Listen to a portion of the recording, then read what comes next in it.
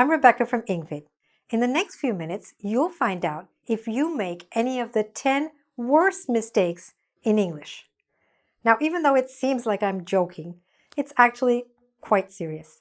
These mistakes could make you fail an exam or a job interview. They could make you lose a sale or a client. They could also ruin your presentation, or worse still, your reputation. You really don't want to be making these mistakes. And luckily, you found this lesson. So, at the end of this lesson, you will know exactly what to do to fix these mistakes in case you make them. And if you don't make them, then you can feel really good and confident about the English that you do speak. Okay? So, let's get started. The first one.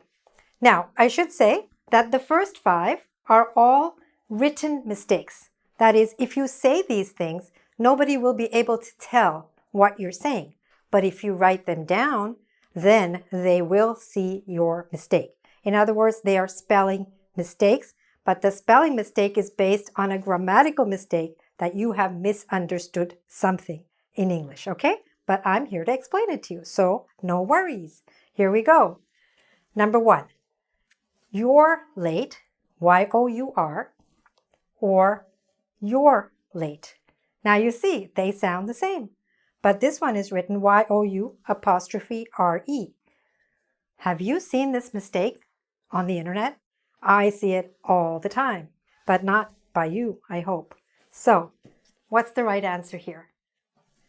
The first one, you're late, Y-O-U-R, or the second one? Okay, so the correct one is this. This is the correct one. This is wrong. Why? Okay, you're late, like this, is what? You are. It's a contraction or short form of you are. And the other one, Y-O-U-R, is a possessive form of you. It means this is your book, this is your brother, etc. Okay? So, you are late is what you wanted there. Second one, who's that? W-H-O''S or who's that? W-H-O-S-E. Which is correct? Well, this one is correct and this is wrong. Because who's that is short for who is. Who is that? Again, it's a contraction or a short form, right? And this one, whose, is a possessive word to ask, who does this belong to? Okay? That's not what you want to say here. Number 3, it's time to go. Or, it's time to go. Again, remember, they sound exactly the same. They are what are called homonyms. But don't worry about that. You need to know how to spell it. So is it like this or like this? Well, this is correct. This is not. This is again a contraction for it is, right? It is time to go. It's time to go. This ITS with no apostrophe is the possessive form of it.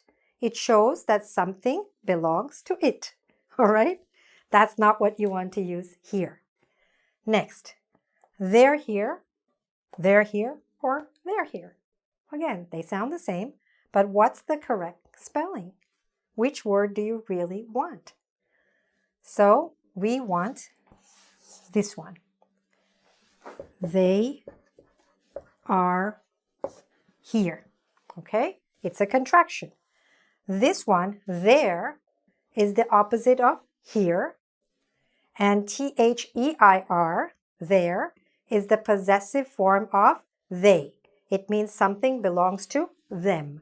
And that's not what you want in this example. The last one here is, did you lose this?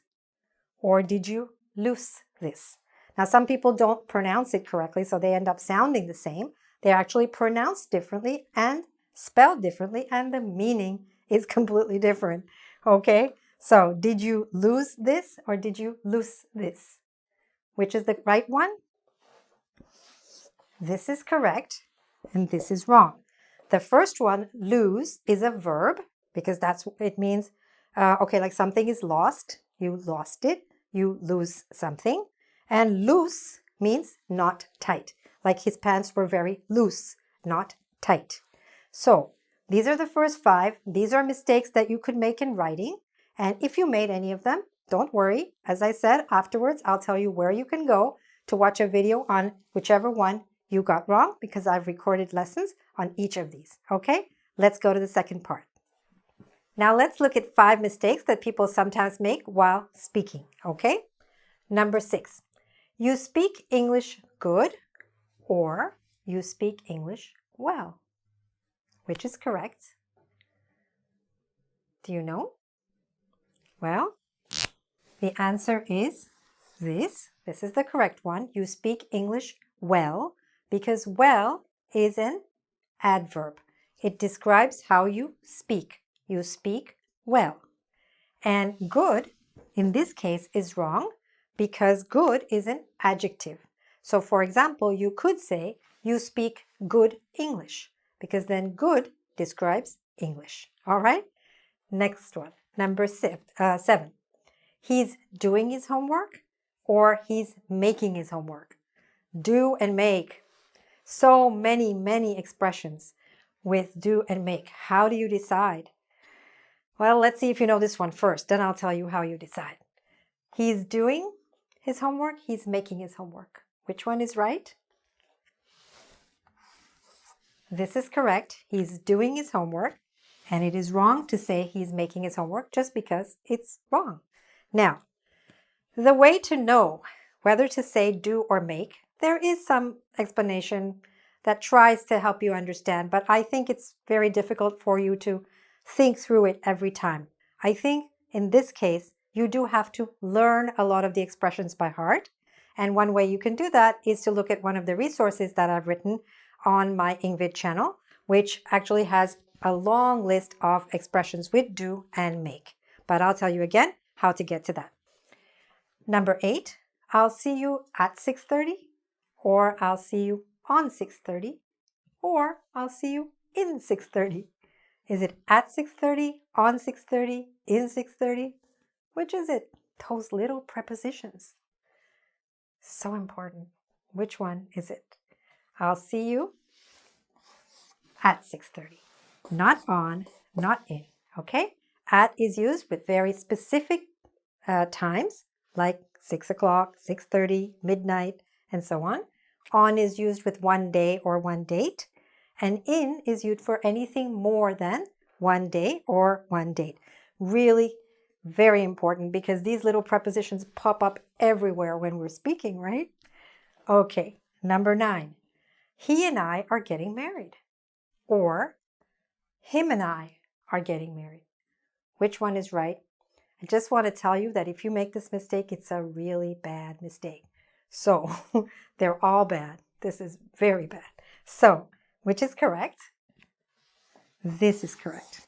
This is wrong, because he is a subject pronoun and him is an object pronoun. And if you don't know the difference between a subject pronoun and an object pronoun, then you should really follow and this by looking at watching the video, which I have, which explains this in more detail. Each of the lessons that we have actually explains these points in much more detail than I'm going into here. Okay? Number 10, he has a cool car, or he's having a cool car. Sounds like it could be, right? Is there a difference? Yes. We should say he has a cool car.